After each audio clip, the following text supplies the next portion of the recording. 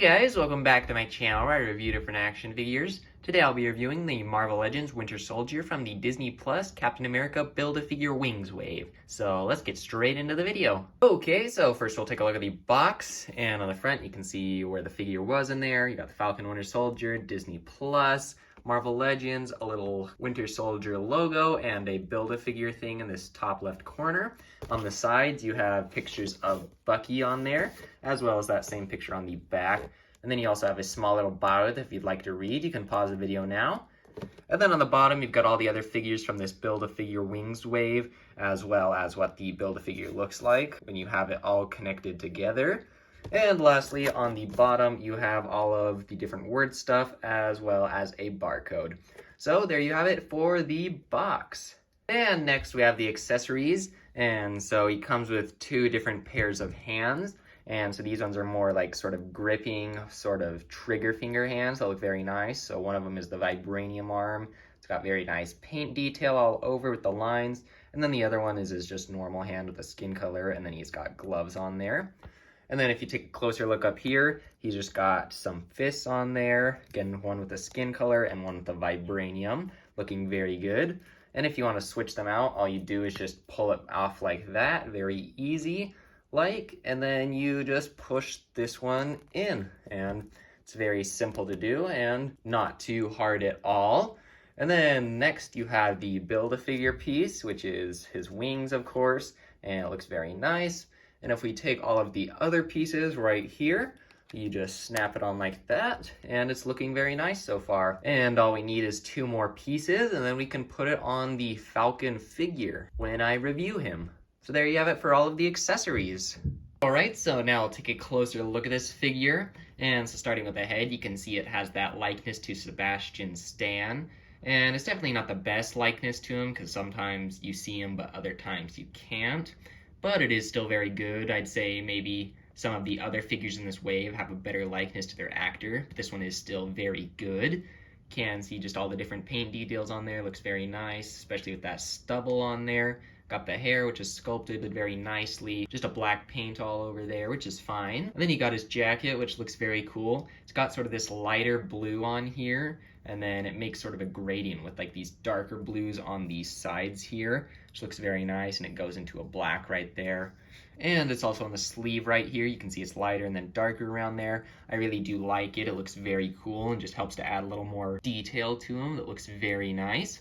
And then you've got his very cool vibranium arm, which just looks great. It's got very nice paint detail all over, very clean, and no really mistakes at all on here. And the gold is just all in these different grooves, which looks very nice. I really like it. It's got that black sort of shiny gloss over all of it, which looks very cool, and it just helps to make it stand out a little bit more. And then for the mostly boring part of this figure is the pants, where it's just a normal black pants paint color on here. Still does have lots of wrinkle detail, but it's more plain than the rest of the figure here, which is all right. It doesn't need a lot of detail on it. And then you've got these boots, which are in a dark sort of blue glossy shine on here that looks very nice overall. And so he looks great overall, and I just really like how he looks a lot. So yeah, there you have it for the details of this figure. And now articulation time. So, have the head, which goes up just a little bit, down just a little bit too. Got side to side and a little bit of tilt on there.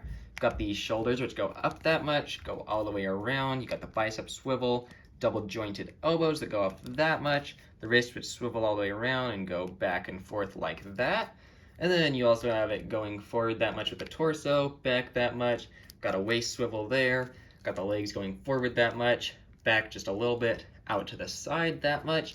Got the thigh swivel right there. Double jointed knees, boot swivel right there. The feet, which go back and forth like that, as well as some pivot on there.